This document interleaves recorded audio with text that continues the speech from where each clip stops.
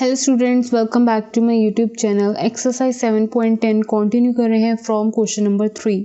सो यहाँ पे इस तरह से आपके पास वैल्यू है, कंप्लीटली पता चल रहा है कि ये साइन इनवर्स है बाहर। तो यहाँ पे मैं ऐसी क्या वैल्यू डालूँ एक्स में कि मेरे पास ये और सिंप्लीफाइड होके साइन की फॉर्म में ही आए, ताकि मेरा साइन इनवर्स के साथ जो बाहर वैल्यू है वो कैंसिल हो जाए एंड सिर्फ एंगल में जो वैल्यू बचेगी वो ही मेरे पास रह जाए। राइट। सो यहाँ पे एक मुझे वैल्यू पता है कि अगर मैं पुट करूँ या लेट करूँ x की जगह tan थीटा, तो यहाँ पे जैसे ही मैं tan थीटा लगाऊंगी, बिकॉज मुझे पता है कि 2 tan theta upon 1 plus tan square theta को क्या लिख सकती हूँ मैं, that mean sine twice of theta. So sine का tan की फॉर्म में फॉर्मूला ये होता है, ठीक है। सो जिनको फॉर्मूलास आते होंगे उनको क्लियरली फटाफट से आइडिया लग गया होगा, राइट। एंड यहाँ पे आप क्या कर रहे हो, डिफ्रेंसिएशन कर दो। यहाँ पे वैल्यू क्या होगी, dx is equals to secant square theta D theta. So मतलब dx की जगह आप क्या लिख सकते हो, secant square theta D theta, ठीक है। एंड अब मैंने जैसे कि आपको बताया एक्सरसाइज 7.10 है ये, हम अगर हर एक वैल्यूज़ कन्वर्ट करते हैं सब्स्टिट्यूशन लगाकर, तो उनकी लिमिट्स भी आपको कन्वर्ट करनी है, राइट। सो यहाँ पे आपने ये लिया x के इक्वल, सो आपके पास मेन इक्वेशन लिमिट्स को कन्वर्ट करने के लिए है ये। तो ये है आपके पास x की ओल्ड लिमिट्स। सो यहाँ पे मैं अगर मुझे ओल्ड लिमिट 0 अगर मैं x की जगह डालती हूँ तो मेरे पास न्यू लिमिट अपने आप ऑटोमेटिकली आ जाएगी। सो ये tan की वैल्यू इधर शिफ्ट करोगे तो इन्वर्स में हो जाएगी। सो tan इन्वर्स और 0, tan में 0 वैल्यू कब आती है, ऑब्वियसली tan 0 पर ही। तो ये tan से tan कैंसिल हुआ, थीटा की वैल्यू क्या आई, 0 अगेन। मतलब आपकी जो लोअर लिमिट है वो अगेन क्या है, 0 ही है। और यहाँ पर डेफिनेटली जब आप ये वैल्यूज लिखेंगे ना, तो यहाँ पे लिमिट्स आपको चेंज करनी पड़ेगी, ठीक है। अगर ये आपने ऑलरेडी थीटा में कन्वर्ट करके लिख दिया है तो लिमिट्स को भी थीटा वाली ही लिखेंगे।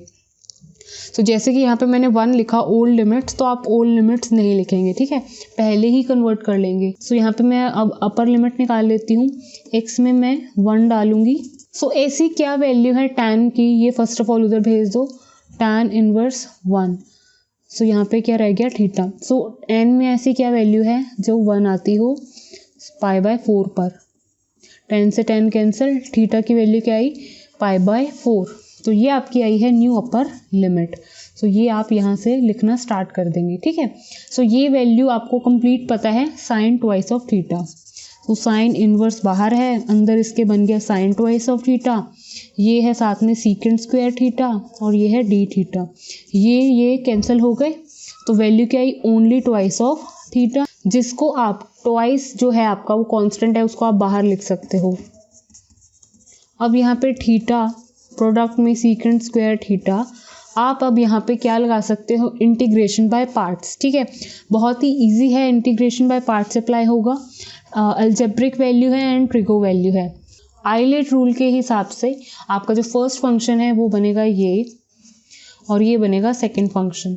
सो यहाँ पे हम अब क्या करने वाले हैं, इंटीग्रेशन बाय पार्ट्स, एंड हमारी लिमिट्स क्या है, न्यू ये। सो ये वैल्यू आएगी आपकी after applying integration by parts, and ये जो भी वैल्यू होगी सॉल्व करने के बाद जो भी वैल्यू आएगी उस पर आपने ये लिमिट्स अप्लाई कर देनी है एंड नथिंग एल्स। तो theta as it is, secant square theta का इंटीग्रेशन होता है direct tan theta, differentiation of theta is 1 and integration of secant square theta is again tan theta।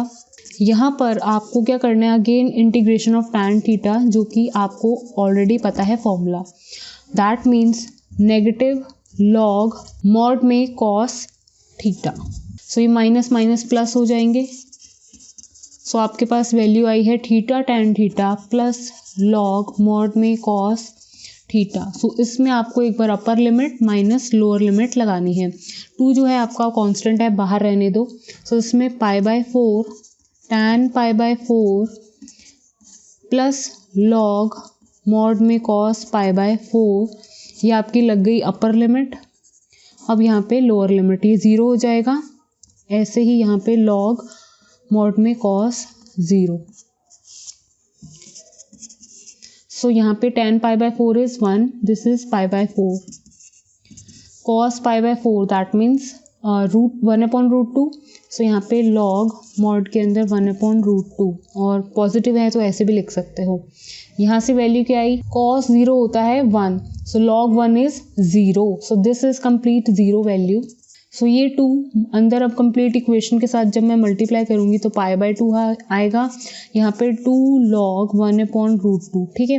सो जब हम इस तरह से आपने एक रिजल्ट पढ़ रखा है n log m, मतलब ये प्रोडक्ट में हो तो आप इसको log m की पावर n लिख सकते हो. ये पावर उठ के इसके ऊपर आ सकती है. ठीक है. और इतना ध्यान रख लो, ये है अभी √2 में, ये है √2 में, तो रूट की पावर होती है हाफ. अगर नीचे है तो पॉजिटिव है. अगर यही वैल्यू रूट के ऊपर लिखूंगी in the form of power तो -1/2 हो जाएगा, है ना.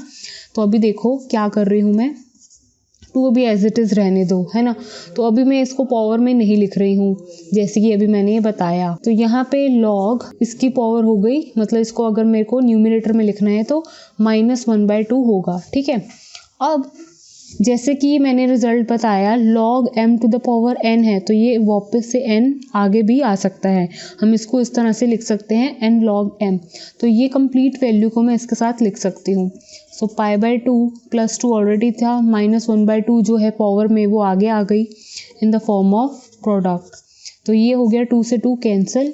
सो pi by 2 minus log 2 final answer आया है for question number 3. I hope मैंने एक एक स्टेप क्लियरली बता दिए हैं कि ये कैसे आया है, right. So now let's see question number 4. So question number 4 में भी हम यहाँ पे क्या लगाने वाले हैं, सब्सटीट्यूशन. सो यहाँ पर आप क्या लिख सकते हैं, यहाँ पे वैसे आपको एनसीईआरटी बुक में ऑलरेडी हिंट प्रोवाइडेड है, हम भी उसी के अकॉर्डिंगली चल लेते हैं. ठीक है. सो उनका कहने के मतलब है कि x+2 को क्या लेट कर लो, t का स्क्वायर. ठीक है. सो दैट मीन्स जब आप ये वैल्यू इसके इक्वल टी स्क्वायर ली है आपने, ये टी स्क्वायर जब आप यहाँ पे इसकी जगह लिखेंगे तो ऊपर क्या है रूट और स्क्वायर कैंसिल होके आपका अल्टीमेटली सिंगल टी ही बचेगा, राइट. सो यहाँ पे मैंने ऑलरेडी इसको एक इक्वेशन के फॉर्म में लेट कर लिया है. अब यही मेन इक्वेशन जो है हम इसको यूज़ करके कंप्लीट अपना ट्रांसफॉर्मेशन कर लेंगे, लिमिट्स का भी और इसका भी. डिफ्रेंशिएट करते हैं विद रिस्पेक्ट टू एक्स. तो यहाँ पे वैल्यू क्या आएगी, dx एंड यहाँ पे 2t dt. ठीक है. अब मतलब dx की जगह आप क्या लिख सकते हैं, ये वैल्यू, और इसकी जगह आपको पता ही है आपने क्या लिखना है, एंड x की जगह क्या लिखेंगे, यहीं से वैल्यू आपकी निकल के आ जाएगी. ये 2 को उधर शिफ्ट कर दो, दैट मीन्स t² - 2. इसी तरह से अब हमारी बस लिमिट्स को कन्वर्ट करना रहता है. तो अब हम लिमिट्स को भी कन्वर्ट कर लेते हैं using this same equation. So first of all मैं लोअर लिमिट अप्लाई कर लेती हूँ. तो न्यू लोअर लिमिट आ जाएगी मेरी जब मैं x में 0 डालूंगी. सो दैट मीन्स रूट चढ़ जाएगा इस पर, स्क्वायर इस साइड आएगा तो. सो t की वैल्यू क्या आई है, √2. कब, 0 की जगह. लोअर लिमिट अब न्यू आई है आपकी √2. इसी तरह से हम न्यू अपर लिमिट निकाल लेते हैं. सो जब मैं इक्वेशन में 2 डालूंगी, सो स्क्वायर इधर आएगा तो √4 हो जाएगा. So √4 is equals to t, that is 2. So t की वैल्यू आई है, अपर लिमिट जो है हमारी वो आई है 2. सो आपके पास upper limit 2, new lower limit √2 है, इसकी जगह वैल्यू आएगी t² - 2. इस कंप्लीट वैल्यू की जगह आप क्या लिख सकते हैं, रूट तो है अभी ऊपर, और इसकी जगह आप क्या लिख सकते हैं, t². dx की जगह आप क्या लिख सकते हैं, 2t dt. ये सारी वैल्यूज प्रोडक्ट में है, रूट स्क्वायर कैंसिल हो जाएगा, राइट. ये जो 2 वैल्यू है कांस्टेंट है, बाहर लिख सकते हो. ये हो गया t² - 2, यहाँ से t और ये t तो स्क्वायर हो गया, राइट. यहाँ पे अब ये कम्प्लीटली मल्टीप्लाई कर दो, t की पावर 4 - 2 की 2 × t². तो बस इसका इंटीग्रेशन करना है जो कि बहुत ही आसान है. t⁴ का इंटीग्रेशन t⁵ इसका इंटीग्रेशन लाइक दिस. यहाँ पे लगा दो ये लिमिट्स t की ही. सिंपली इसको सॉल्व करोगे आपका आंसर बहुत इजीली आ जाएगा. So now let's solve this. एक बार आपको अपर लिमिट लगानी है इस कंप्लीट वैल्यू में minus lower limit. So 2 as a constant बाहर चलने दो. इस कंप्लीट वैल्यू में 2 डालने वाली हूँ. सो 2⁵ - 2/3 2 to the power क्यूब, ये मैंने लगा दी अपर लिमिट। अब मैं t में √2 डाल दूंगी। सो अब इसको सॉल्व कर लो, बहुत इजी है। यहाँ पे 2 to the power 5 means 32/5, this is 2 to the power 3 that means 8 and 8 2 is 16, 16/3।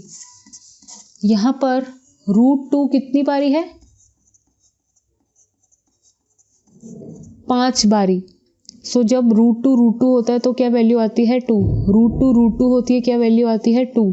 तो ये 4 बारी हो गया, तो क्या वैल्यू आई? 2 2 is 4। ठीक है, अगेन एक रूट बचा है, दैट मीन्स 5th वाला, तो दैट मीन्स 4 into √2 is 4√2। सो इस वैल्यू को सॉल्व करके ये वैल्यू आई है, बेस आपका 5। ऐसे ही यहाँ पर क्या है? 3 बारी √2 है। √2 तो क्या होता है? 2, और ये √2 एक्स्ट्रा। अब ये 2 ऑलरेडी बाहर है तो इसके साथ मल्टीप्लाई हो जाएगा, तो 4√2 आया है यहाँ से भी।